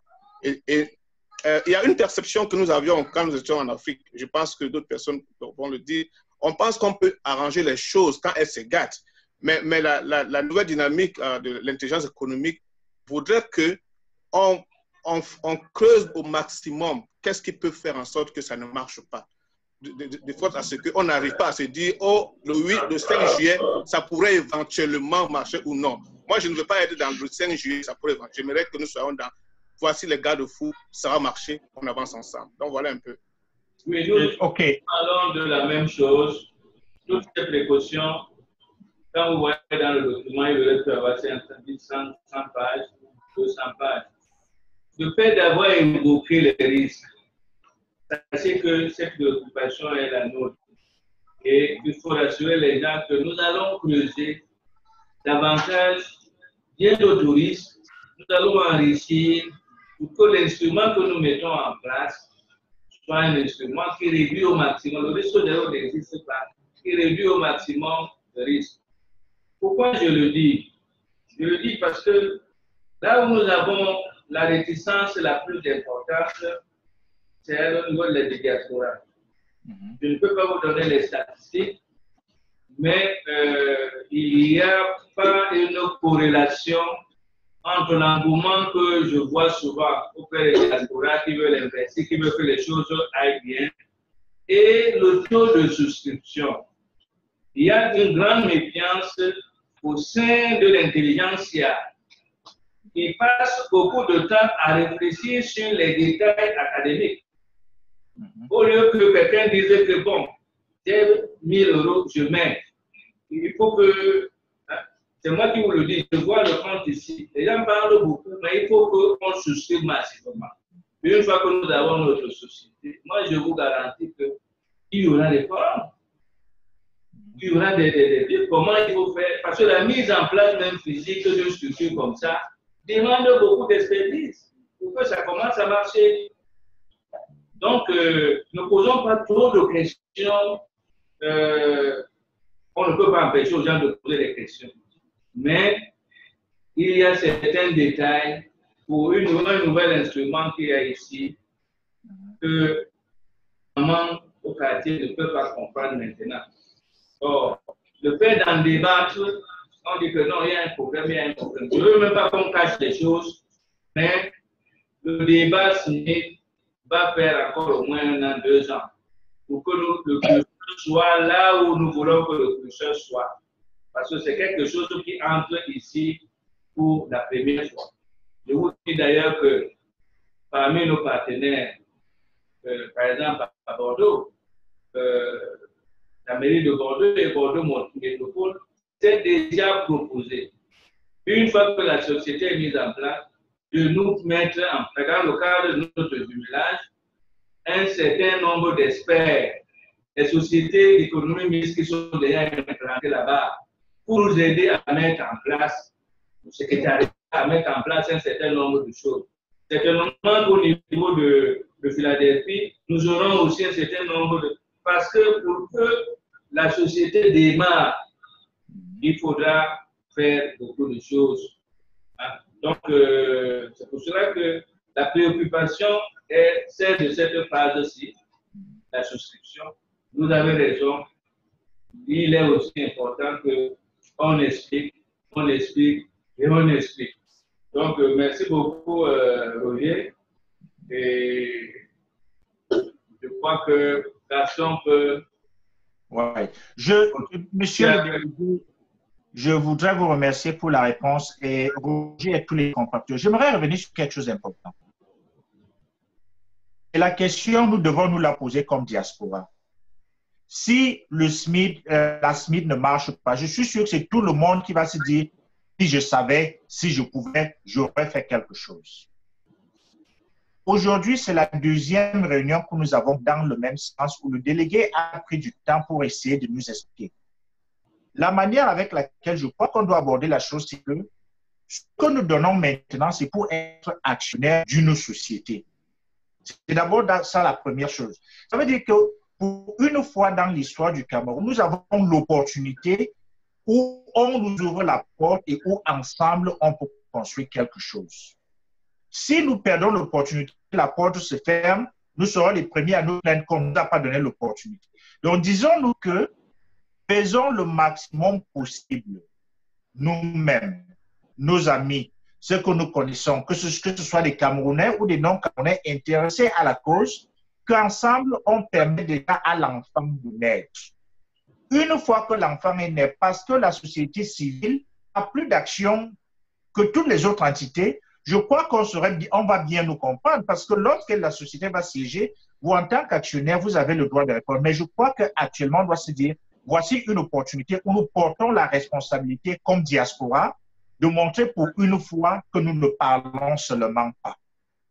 Nous pouvons poser des actes, mais aussi montrer donc l'intérêt continu. Une fois que c'est structuré, continuer à participer. Donc, je voulais réellement revenir sur ça parce que c'est extrêmement important et je suis sûr que le docteur Ndogmo pensera de la même manière que moi.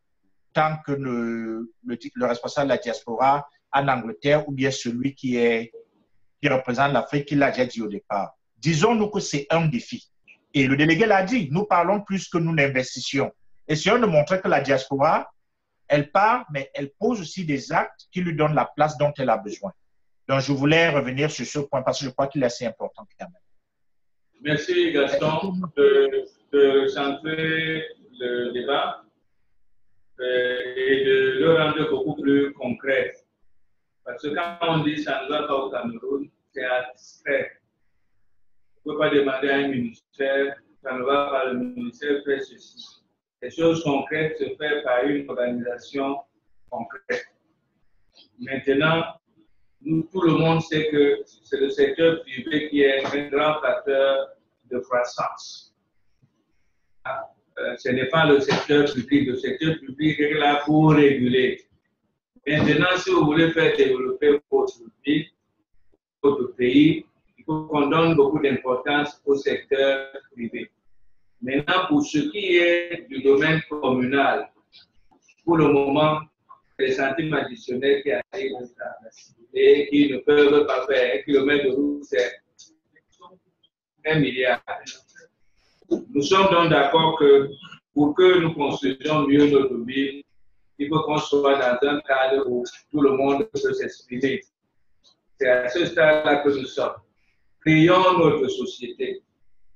Parce que si on n'arrive pas à la créer, ce n'est pas l'échec de la communauté urbaine, ce n'est pas l'échec de nous, c'est l'échec de tous ceux qui voulaient des espaces pour s'exprimer, des espaces pour donner leur contribution au développement. Il ne faut pas qu'on dévie l'objet. Moi, je suis parfaitement à l'aise là-dedans. Si le 5, nous n'avons pas atteint les objectifs, bon, tous ceux qui vont crier tonnerre sur ça, c'est du Guatemala. Ça veut dire que le secteur privé, la société privée, à qui on a donné l'opportunité, venez vous exprimer. Voilà votre terrain que vous aimez. On ne demande pas de venir travailler à la communauté parce qu'ils ne peuvent pas. Hein? Les conditions ne sont pas celles-là. Créons donc ces conditions. Il y a une volonté politique de vous donner ce terrain et une détermination pour que vous vous exprimez très bien. Donc, si on n'arrive pas à le faire, ça sera l'échec du secteur privé, l'échec de la société civile et non l'échec de celui à qui vous avez demandé, vous demandez tout le temps, et que vous a donné, vous n'avez pas pris. Voilà le débat là jusqu'au 5. Parce qu'à partir du 10, que la société soit créée ou pas, je n'ai même plus voir à la parole. Quand elle est créée, quand le délégué vient, il ne peut pas gronder un directeur de société. Parce que là, votre affaire. Donc, c'est le résumé que nous devons faire maintenant. Une fois qu'on a traversé la rivière, on peut prendre un mois. On convoque toutes les académies de finances. On vous trouve une place. Discutez. Vous allez discuter dans le cadre privé jusqu'à ce que même les petits détails de risque, vous allez le faire. Ce terrain, donc là, on est en train de vous le préparer. Nous devons le préparer ensemble. C'est le résumé de cette phase-ci. De cette phase. Donc, il y a Dr Ndongo qui va ajouter quelque chose. À moins qu'il y ait nos compatriotes qui sont par ailleurs, qui veulent poser des questions. Effectivement, ce que je souhaite dire, je ne vais rien ajouter tout de suite. Je vais conclure tout à l'heure et je ferai mon analyse en tant que président de la diaspora américaine. Mais avant, ce que je compte préciser, ce que je souhaiterais préciser, c'est qu'il nous reste à peu près 10 minutes. Donc, on a 10 minutes pour finir cette revue. Et alors, il y a certains qui n'ont pas parlé, qui ont certainement beaucoup d'opinions, beaucoup d'idées et tout ça. On vous passera la parole, vraiment que chacun essaye d'être bref. J'aimerais que, as much as possible, people can give their opinion before we close out on this meeting. So to start with, I want to give the word to Mr. Sharma, the president of the Cameroon diaspora in the United Kingdom. And after him, it will be Mr. Jibe Esomba, very brief. And then we can go to the diaspora. And when we're done with the diaspora, we can conclude and kind of wrap up this meeting. Thank you, Mr. Sharma. Merci, mon frère. Et je voudrais dire à tous mes frères qui m'entendent en ce moment que le projet, bien qu'il ne soit pas nouveau dans le monde, au Cameroun, il est innovateur. Et je pense qu'il serait important d'apporter tout le soutien, à la fois intellectuel et même matériel, financier aussi, que nous avons afin que cette société d'économie mixte puisse se mettre en place. Le délégué du gouvernement a si bien noté tout à l'heure avec la construction du métro de Bordeaux, qui, à ce que je sache, il y avait un travail entre une société comme celle-ci et la mairie de Bordeaux. C'est ce que je sais. Hein. Mais mes frères Achille et Roger ont insisté sur le mot risque. Je voudrais vous dire par formation, je suis expert dans le domaine du pétrole et du gaz. Et nous connaissons combien c'est pointu les technologies dans ce domaine. Mais il est arrivé plusieurs fois où lorsqu'on a foré, on se rend compte qu'on a plutôt de l'eau et non du pétrole. Est-ce qu'on avait mal évalué le risque? Est-ce qu'on aurait pu évaluer le risque d'une manière différente? Certainement oui. Est-ce qu'il y avait une assurance qui devait couvrir tout cet investissement? C'est possible. Mais maintenant, pourquoi est-ce qu'on irait investir à Londres ou alors dans le Maryland alors qu'on peut investir au Cameroun? Pourquoi est-ce qu'on investit au Cameroun si on peut investir ailleurs? Alors on pense que c'est simple. Ou alors aux États-Unis en général. On se souvient quand même de la crise de subprime. Est-ce que tous ces experts avaient mal évalué? À mon avis, non.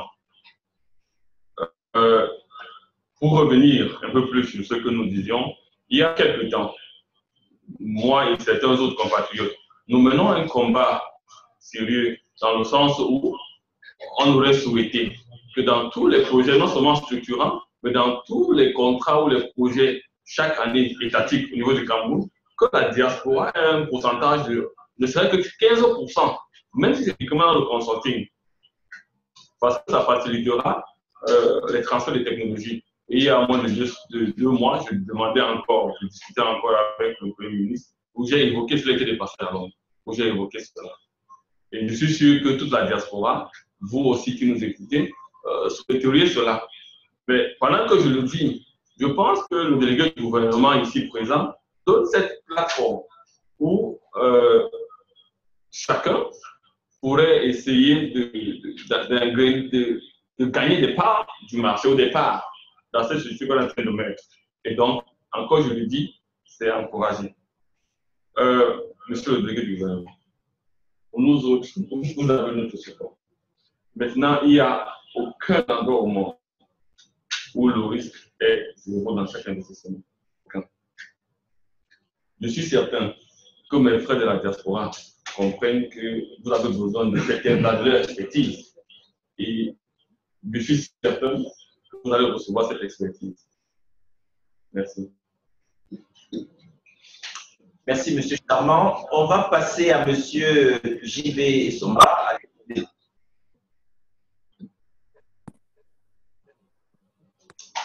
Jean-Baptiste. Je suis très bien. Oui, Charmant vient de le dire, hein, il n'y a pas de risque zéro dans les business. Nous sommes dans les affaires. Le risque zéro n'existe pas. Je voudrais dire ceci, en ce qui me concerne, en ce qui nous concerne. Soyons rassurés, rassurons-nous. Parce qu'en matière d'investissement, il y a deux indicateurs principaux. Les promoteurs que nous sommes censés devenir d'ici le 6, le principal client ou les principaux clients. Et si nous avons, comme par chance, comme par grâce, notre principal client qui est devant nous, c'est la communauté urbaine de Douala. C'est jamais vu. L'entreprise qui se met en place et qui se met en place accompagné de son principal client qui dit « Je suis votre principal client dans les projets structurants de Douala ». Je dis « C'est une aubaine ». Pour moi, il n'y a pas meilleur avantage que ça. Cet argument m'oblige même à souscrire parce que quand on crée une société, on a déjà un client, un principal client, il n'y a pas de risque. Je ne veux pas dire qu'il n'y a pas de zéro, mais je dis c'est un avantage. Notre client est là. Deuxième avantage sur ce projet, c'est que nous avons les partenaires des banques. Notre madame de Cobb a parlé, madame Noël. Voilà un projet qui est naissant, qui a déjà un principal client, qui a déjà ses partenaires banquiers. Je dis, je ne réfléchis pas, j'avance, je fonce, je vais souscrire, nous allons souscrire. Merci encore une fois de plus pour la parole que vous passez. Je dis, nous allons souscrire. Merci, monsieur le délégué, pour ce projet qui nous permet, nous d'asseoir, de commencer à faire quelque chose de vrai, de bien pour notre pays, de commencer à rendre notre pays à ce pays-là qui nous a donné depuis nos jeunes enfance. Merci encore. Merci. Ouais. On repart en Amérique pour les questions finales et observations. Oui, on prend encore. Je peux faire une précision là. Du temps. Je peux faire une précision. Évidemment, pour Achille et pour Roger, je serais ravi de faciliter des discussions follow-up avec Noël pour qu'on ne revienne pas sur le même sujet, quoi. Mais qu'on se dise que ces discussions seraient très bonnes lorsqu'on a déjà pu permettre à l'enfant de naître. J'aimerais que nous tous, on mette notre énergie pour que cet enfant naisse. Docteur Ndormou, je vous en prie. Vous m'écoutez? Oui. Oui, non, je pense qu'il faudrait bien comprendre notre position. Nous sommes tous pour que la structure soit mise en place. Il faut que vous interprétiez, n'est-ce pas, les questions techniques comme étant une manière pour nous de dire non au projet. Non, ce n'est pas du tout cela. Nous avons tous noté des réticences, n'est-ce pas, au niveau de la diaspora, et nous essayons de notre façon, en tant qu'experts, de trouver des éléments d'application, n'est-ce pas, venant de ceux qui ont conçu le projet pour aider pour aider les participants ou bien les potentiels investisseurs en Amérique et dans la diaspora à investir, à avoir des réponses, des éléments de réponse pour les permettre d'investir. C'est dans cette optique-là qu'on essaie de poser cette question pour avoir des réponses et à la fin, en tant qu'expert, de dire, écoutez, il n'y a aucun investissement qui est à risque zéro. Ce n'est même pas possible. Mais il faut que vous preniez, n'est-ce pas, le soin de penser que c'est le Cameroun. Tous les pays du monde entier font la même chose. C'est le Cameroun et nous devons y aller, n'est-ce pas, même si nous savons qu'il y a des risques, mais il faut y aller parce qu'il n'y a aucun investissement, il n'y a aucun projet, il n'y a pas de risque. Donc, nous essayons d'élucider simplement, n'est-ce pas, pour les uns et les autres, cet aspect n'est-ce pas, de l'investissement, puisque c'est nouveau pour la plupart n'est-ce pas, des investisseurs. Et donc, voilà, c'est ça notre optique. C'est dans l'esprit pédagogique que nous le faisons. Merci beaucoup. Merci. Ok, très bien. Docteur Demeni, je te vois là très attentif depuis Washington. Je suis sûr que tu as un petit mot à dire, vu que tu connais bien le Cameroun. Ouais. Rapidement, s'il te plaît. Juste pour souhaiter mes félicitations et encouragements à mon frère, confrère et ami, le docteur Anthony. Mais ce que j'ai retenu de cette discussion, c'est qu'en fait, il y a un problème de fond. C'est ce problème de risque. Mais j'ai dû lire dans les propos du délégué des choses qui m'ont réconforté qui répondaient à la question de l'assurance, de la garantie de risque. Et ici, je crois que c'est peut-être le communicationnel qui ne fonctionne pas correctement parce que j'ai entendu le délégué dire qu'il y a la mairie de Bordeaux, la communauté urbaine. Ça, c'est des assurances morales. Ça, c'est des garanties de risque qu'il faudrait qu'on présente à cette diaspora-là. Quand on sait que la mairie de Bordeaux, par exemple, va s'investir dans un projet comme celui-là, et il a parlé de Philadelphia, ça, ce sont des garanties qu'il faut présenter effectivement pour que les membres de la diaspora comprennent. Ça, c'est des assurances et c'est des garanties de risque. Donc, et une deuxième chose que je souhaiterais, les experts financiers que nous avons ici, qu'ils apportent leur contribution avant le 6. Ils peuvent travailler en une semaine pour apporter une contribution franche pour résoudre la question d'assurance et de garantie de risque. Voilà ce que je pense que ma petite contribution pour ce que j'ai dit en temps.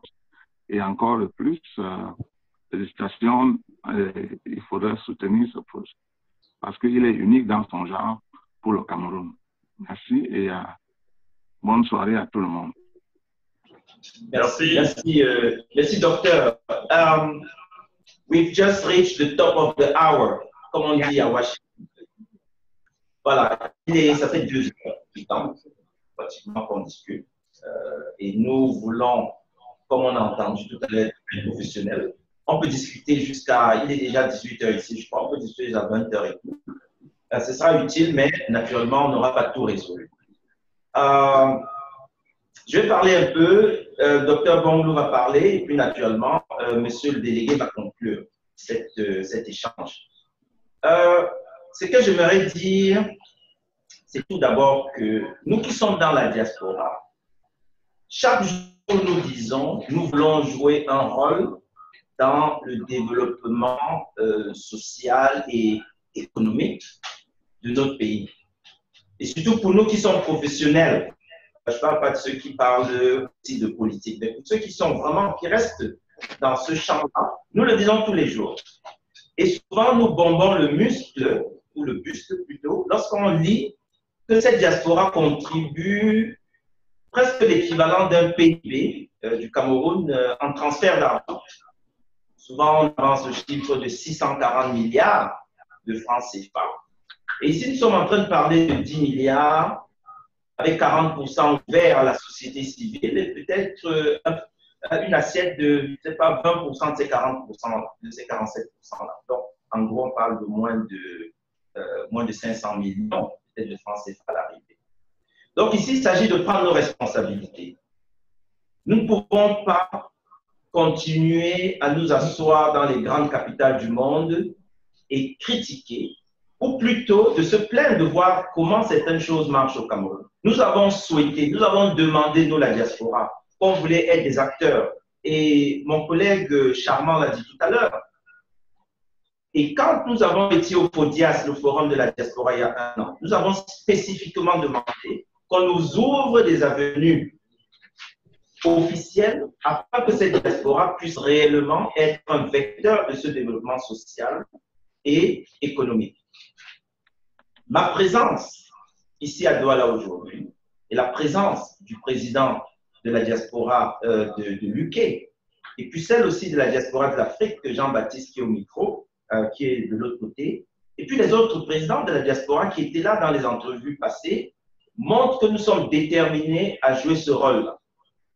Mais maintenant, au-delà des mots, il faut être pratique. faut traduire ça, et en ce qui concerne ce projet, en nombre de shares achetés. Alors, nous avons eu 3 semaines qui nous restent. Et durant ces 3 semaines, nous allons faire ce qu'on a fait un peu il y a, je pense, 1 semaine avec le docteur Bonglou. On a eu ce qu'on appelle des entretiens diasporiens. À ce moment, on n'a plus besoin de la communauté urbaine de Douala. Ça se joue entre nous. Nous allons continuer à avoir des conference calls et discuter pratiquement comment traduire notre enthousiasme en action achetée. Il y a des gens, par exemple, qui utilisent ma présence sur le terrain ou la présence du président Charmant, qui envoient directement l'argent parce qu'ils savent que c'est sûr, cet argent envoyé sera traduit en action achetée. Donc, vous qui êtes au téléphone ou en vidéoconférence, si vous n'avez pas encore souscrit, ceux qui sont aux États-Unis, vous me connaissez très bien, vous m'appelez, vous avez mes coordonnées, vous envoyez votre argent, j'irai à EcoBank ou à Freeland et je pourrai souscrire à votre nom et vous envoyer toute la documentation afférente. Je terminerai en disant qu'il ne s'agit pas en fait de nous, mais nous les leaders, nous devons être les évangélistes. Une fois qu'on est convaincu, un leader ne doit pas garder ça pour lui. Donc nous sommes peut-être une vingtaine ou une trentaine au téléphone. Moi, je vous invite tous à utiliser votre bâton de pèlerin. J'ai par exemple une proche à moi qui m'a fait un transfert que j'ai touché hier, 150 000 francs pour acheter ses actions. Et elle venait de Londres d'ailleurs. Hein. C'est une Londonienne qui m'a envoyé 150 000 que j'ai touché hier par une société de transfert. Et voilà. Donc, soyez les évangélistes de cette opportunité. Parce qu'à la fin, en fait, quel est notre reward? Et j'étais un peu amusé avec toutes ces assurances que nous demandons. Moi, j'investis. Hein. Enfin, ça fait 32 ans que je suis dans la diaspora. Naturellement, on investit à New York, ici ou là. Mais je vous assure qu'avec toutes ces compagnies avec lesquelles j'ai investi, j'ai jamais eu ce genre d'entretien. Le plus souvent, c'est le bon jugement. On est suffisamment adulte pour utiliser notre bon jugement. Mais la différence ici, c'est qu'on sera acteur. Après le 5, on devient acteur. Non seulement on met notre argent, mais en plus, on pourra être sûr que les choses se passent comme on le veut. Mettons le maximum d'argent possible si on veut jouer un grand rôle. Mais si on veut juste sur le plan intellectuel, et je finis là-dessus, ne pas être cette diaspora qui admire les autres diasporas. Combien de fois de Washington on dit, oh là là, la diaspora éthiopienne, la diaspora rwandaise, on dit, voilà, le Rwanda est changé par sa diaspora. La diaspora israélienne, la diaspora ghanéenne, etc.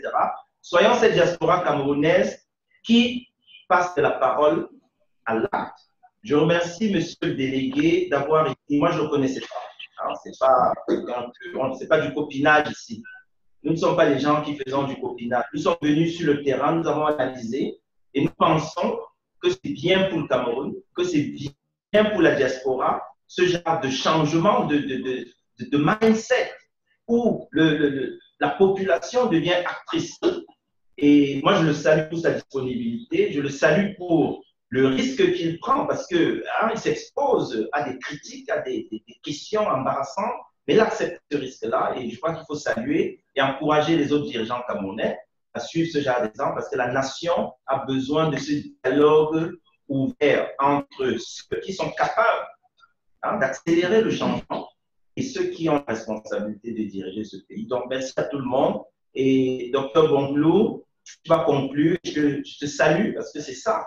Hein, c'est Camerounais qui cherchent. Hein, tu as cherché, tu as trouvé et tu as distribué à tout le monde. Je suis très content de travailler avec toi et j'espère qu'on va continuer. Donc voilà, bonne soirée tout le monde. Merci. Merci beaucoup. Je vais être bref. 30 secondes. Premièrement, je voudrais remercier les responsables de la diaspora pour avoir pris le temps et je me dis qu'à travers eux, on aura plus de sensibilisation. Donc, Charmant, merci, Jésus, merci. Évidemment, le docteur Ndogmo. Je voudrais aussi surtout remercier la plupart de ceux qui ont participé parce que c'est la deuxième fois que vous êtes là. Ça fait 4 heures de temps pratique que vous avez mis sur le projet. Ça veut dire que vous portez un certain intérêt. Au-delà des discussions que vous avez hors de cet environnement. Si j'ai une doléance, c'est que chacun de nous se dise voici la première et peut-être la seule opportunité qui va nous donner la place dont on a toujours eu besoin depuis des années en tant que diaspora. que chacun se donne le défi et dit, je dois avoir au moins 5 à 10 personnes que moi, je vais amener avec moi pour qu'on arrive à souscrire avant le 5, au-delà de ceux qui sont déjà là. Et qu'à chaque personne, demandez qu'on ait cette chaîne-là. Si vous avez eu 5 à 6 personnes, demandez à chacun de faire la même chose. Même si ce sont les $300 dont on parle, je crois que c'est déjà beaucoup. Si chacun le faisait, et qu'à la fin, on dise que la diaspora des États-Unis, c'est celle qui a participé le plus, je crois que ça nous fera d'honneur. Pas que je lance un défi à l'Angleterre, moi encore à l'Afrique. Mais je crois que c'est une bonne chose d'ailleurs.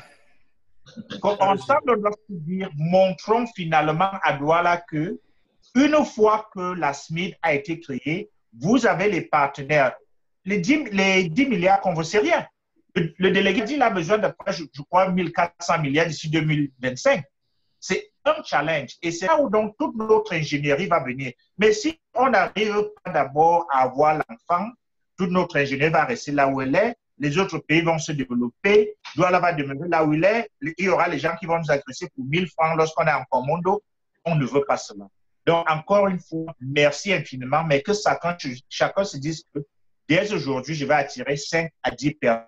Donc, monsieur le délégué, je vais finir par là et vous dire merci infiniment pour le travail que vous faites pour vous là. Et vous avez notre support et le support de tout le monde qui est là. On investit ce temps parce qu'on veut vous supporter. Merci infiniment. Merci, Gaston. Si je dois conclure, je voudrais retenir de cet entretien multiplexe, très intéressant, deux ou trois petites choses. J'emprunte l'expression à mon collègue Dominique, des éléments de garantie. Nous sommes d'accord que ces éléments, on les a cités.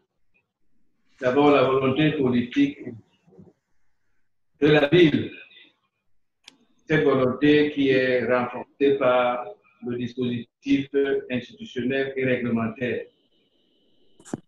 La ville qui est le grand client doit être trouvé.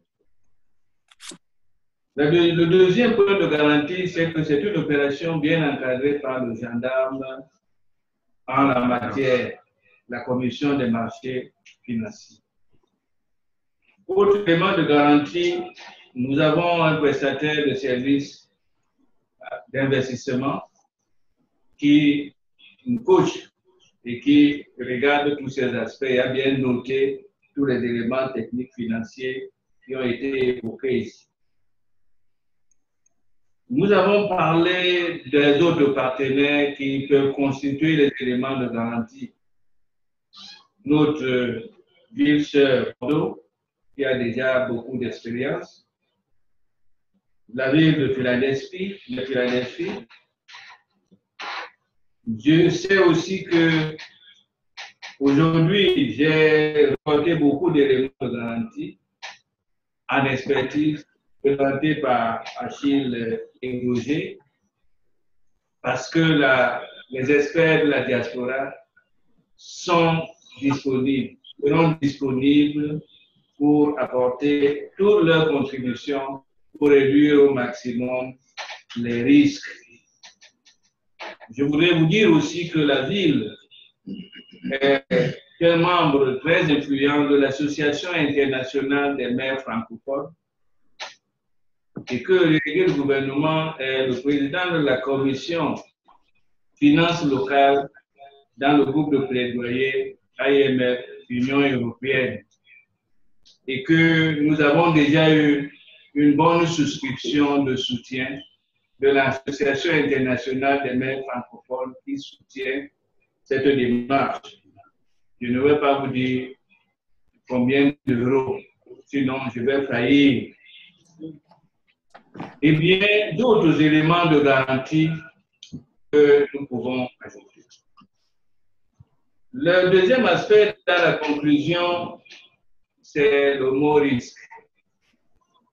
Je voudrais résumer tout ce que vous avez dit en cela. Qui ne risque rien, n'a rien. Nous risquons donc pour qu'on ait au moins quelque chose pour ne pas le regretter. Enfin, comme toute campagne, nous sommes en campagne électorale. Ouais. Et le scrutin, c'est le 5 juillet prochain.